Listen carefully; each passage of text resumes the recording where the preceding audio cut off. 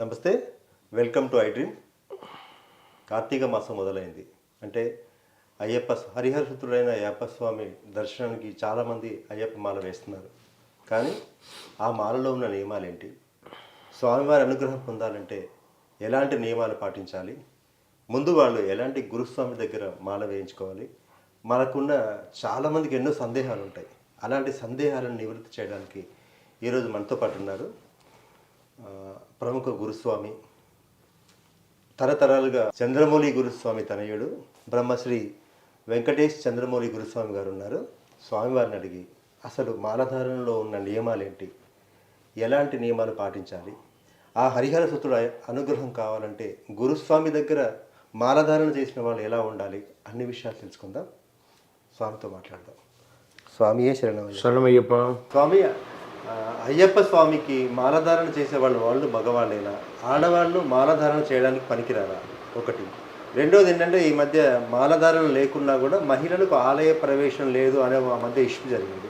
ఈ రెండింటి గురించి మాట్లాడుతున్నాం. ఇక్కడ అయ్యప్ప స్వామి వారి దీక్షలో మహిళలు ఉపయోగపడరా? వాళ్ళు ఏమైనా వెలేసేసారా? కావాలని ఈ యొక్క మహిళల మీద ఏమైనా కక్షపూరితమైనటువంటి ఏమైనా ఈ యొక్క అయ్యప్ప దీక్షలో జరుగుతుందంటే చాలా తప్పండి. అయ్యప్ప స్వామి వారి దేవాలయంలో స్వామివారే తన వామభాగంలో మాళిగేపురతమ్మను పెట్టుకున్నారు. ఇటు వెళ్ళిన వాళ్ళు కనెక్టివిటీ కింద కూడా దిగడానికి లేదు. స్వామి సన్నిధానం నుంచి డైరెక్ట్గా మాళిగేపురతమ్మ దగ్గరికి వెళ్ళి అమ్మవారిని దర్శనం చేసుకున్న తర్వాతనే కిందికి దిగాలి. అమ్మ దయ లేనిది ప్రపంచానికి ఏమైనా ఉంటుందా? శబరిమల దీక్షలో, అయ్యప్ప దీక్షలో మహిళలు పనికిరారు అని కాదు, వాళ్ళకి ఒక ఋతుచక్రం అనేది ఉంది చూసారా, దానివల్ల వాళ్ళు ఇబ్బంది పడతారు. కాబట్టి దీక్ష తీసుకోవద్దన్నారు కానీ పూజకు పనికిరారు అనలేదు. శబరిమలకి 10 సంవత్సరాల లోపు వాళ్ళు వస్తున్నారు, 55 సంవత్సరాల తర్వాత వచ్చే వాళ్ళు ఉన్నారు. మా అమ్మగారు ఉన్నారు, మా శ్రీమతి ఉన్నారు, నా పిల్లలు ఉన్నారు, అందరూ ఉన్నారు కదా. ప్రతి ఇంట్లో మీ ఇంట్లో ఉన్నారు, మా ఇంట్లో ఉన్నారు, అందరి ఇంట్లో ఉన్నారు. కానీ వాళ్ళు ఎంతో చేస్తున్నారు కదా. మా అమ్మగారు పెద్ద చంద్రమౌళి గురుస్వామి గారి శ్రీమతి అయినా కొన్ని ఏండ్లుగా దీక్షాపరమైనటువంటి ఇంట్లో ఉన్న మా అమ్మ తన యొక్క 55 సంవత్సరాలు అయిన తర్వాత నాతో పాటు కన్యస్వామిగా దీక్షకు వచ్చి పాదయాత్ర చేసింది. మా అమ్మ పెద్ద పాదం చేసి నడిచింది మా అమ్మ. ఒక ఉదాహరణ మాత్రమే. ఆడవాళ్ళు పనికిరారు కాదు శబరిమలకి. ఎందుకంటే మరి శబరిమలకి ఆ మధ్య ఒక విద్యమం జరిగింది కదా, ఎవరు పడితే వాళ్ళు రావచ్చు కదా అంటే శబరిమల తంత్రి గారు చెప్పేశారు అలా జరిగిన రోజు నేను గుడి క్లోజ్ చేసేస్తాను అని. అక్కడ ఒక పరంపర ఉంది. సరే, ఎందుకు వెళ్ళకూడదు అని అంటే వాళ్ళకి ప్రతి నెల 3 రోజులు 4 రోజులు ముట్టు ఆ యొక్క ఋతుచక్రం వస్తుంది కదా, దానివల్ల దీనికి ఉన్నటువంటి రక్తస్రావం జరిగేటప్పుడు మనం డిక్లైన్గా ఉంటుంది. ఇలా ఎక్కుతూ ఉండగా నెల తిరగడానికి ముందే కూడా ఋతుచక్రం వచ్చే అవకాశాలు ఉంటాయి.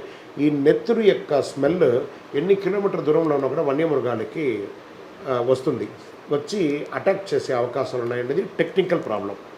తర్వాత ఆడవాళ్ళు అంత డీప్ కొండలు ఎక్కలేరు, అదొకటి. కానీ ఇక్కడ ఒక మేలు ఉంది. అయ్యప్ప ఏం చెప్పారంటే, అమ్మా మీరు శ్రమపడి నా దగ్గరికి రాకండి, కాస్త శ్రమమో కష్టమో మీ ఇంట్లో మీ వారు మీ పిల్లలు పడని, మీకోసం నేను దేవాలయంగా మీ ఊరిలో మీ పొలిమేరులో అయ్యప్ప స్వామి దేవాలయంగా కొలువుండి మీకోసం నేనున్నాను, అక్కడికి వచ్చి నా సేవలన్నీ చేసుకొని 365 రోజులు అని చెప్పి మొదలైన దేవాలయాలే ఆసేతు హిమాచలం విదేశాలతో సహా ఇప్పటి వరకు 1700 దేవాలయాలు అయ్యప్ప స్వామి దేవాలయాలు వెలిసి ఉంది. అన్నిట్లోనూ అయ్యప్ప మీకు అనుగ్రహిస్తున్నాడు. మీరు కావాలంటే చూడండి, ప్రతి దేవాలయంలో కిక్కిరిసిపోతుంది. ఇప్పుడు కార్తీక మాసంలో కదా, నిత్య అన్నదానంలోనూ పడిపూజల్లోనూ పూజల్లోనూ అభిషేకాల్లోనూ మహిళలు ఆనందంగా పాల్గొంటున్నారు. బాగా గుర్తుపెట్టుకోండి, స్వామిని చూడ్డానికి అందరూ శబరిమలకి వెళితే అమ్మ స్వాముల్ని చూడ్డానికి అయ్యప్పే దిగి వచ్చి మీ ఊరికి వచ్చేసారు. మీ ఊర్లో ఉన్న అయ్యప్ప శబరిమల అయ్యప్ప వేరు కాదు. చక్కగా మీ ఊర్లో ఉన్నటువంటి అయ్యప్పల దగ్గర మీరు చక్కగా చేసుకోవచ్చు. సరే స్వామి, మేము దీక్ష తీసుకొని ఉండగా మా ఇంట్లో అయ్యప్ప ఉంటారు కదా, మేము 4 రోజులు ఉన్నాం అంటే కాస్త ఆ 4 రోజులు పక్కన ఉండడము, వారికి కనబడకుండా ఉండడము. ఎందుకంటే మీరు టయర్డ్ అయి ఉంటారు, రక్తస్రావంతో దూరంగా ఉండాలి, అన్ని సేవలు చేయలేరు కాబట్టి కాస్త దూరంగా ఉండడము మంచిది. చూడకుండా ఉంటే చాలా మంచిది. ఎందుకంటే అసూచమంటారు కదా, అది ఆ సమయంలో కొంచెం రెస్ట్ తీసుకోండి. చక్కగా ఈలోపు స్వామివారి దీక్ష తీసుకుంటుంటారు. మేము ఒకటే ఇంట్లో ఉంటాము స్వామి, మాకు ఎవ్వరూ లేరు స్వామి. ఆ పరిస్థితి వచ్చినప్పుడు ఏమంటే మీరు ఒక రూమ్లో ఉంటారు, మీ రూమ్లో ఈయన ఒక రూమ్లో ఉంటారు, ఈరోజు ప్రతి అవకాశాలు ఉన్నాయి ఆహారానికి, కనీసం మంచినీళ్ళు కూడా పోయలేని వాళ్ళంత దౌర్భాగ్యంలో మనం ఎవరు లేరు. ఎవరో ఒకరు ఫోన్లో సహాయం చేసే వాళ్ళు ఉంటారు. అలా సహాయాన్ని అందుకోండి. మీరు నియమంగానే ఉండండి, మీ ఇంట్లోనే ఉండండి. ఇంట్లో పీఠం పెట్టడం వల్ల చాలా విశేషం. మళ్ళీ 4 రోజులైన తర్వాత వచ్చి చక్కగా చేసుకోండి.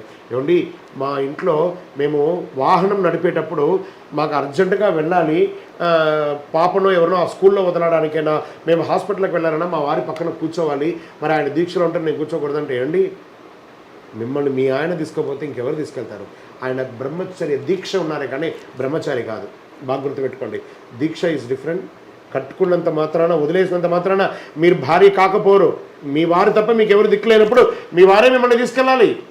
ఆ సమయంలో మీ వారికి అవసరం ఉంది, మీ వారికి మీ యొక్క అవసరం ఉంటుంది. నా భార్య నా పాపకు ఎలా ఉన్నాను, అన్ని ఇంట్లో జరుగుతున్నదండి. ఇది ప్రతి ఇంట్లో జరుగుతుంది. ఒక చిన్న ఉదాహరణకి మా ఇంట్లోనే ఏదైనా ఒక చిన్న ఏదైనా ఉంటే నేనే తీసుకెళ్తాను.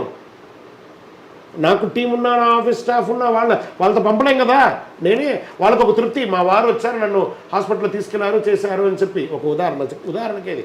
అలాగే మన ఇంట్లో వాళ్ళు మనమే చేసుకోవాలి. కాబట్టి ఖచ్చితంగా దానివల్ల దోషం లేదు. పడిపూజ చేసేటప్పుడు కూడా చక్కగా పక్కన కూర్చొని చక్కగా పడిపూజ చేయండి. స్వామిని తాకి అభిషేకం చేస్తున్నారని అందరూ ఏమైపోతారు? ఏమి కారు. ఆవిడ సహకరించకపోతే మీరు ఎక్కడి నుంచి దీక్ష ఉంటారు? అమ్మస్వామి లేకపోతే ఆవిడ, మీరు సంపాదనలో ఉంటారు, అన్నిట్లోనూ ఉంటారు. పూజకు ఆవిడ పనికిరారా?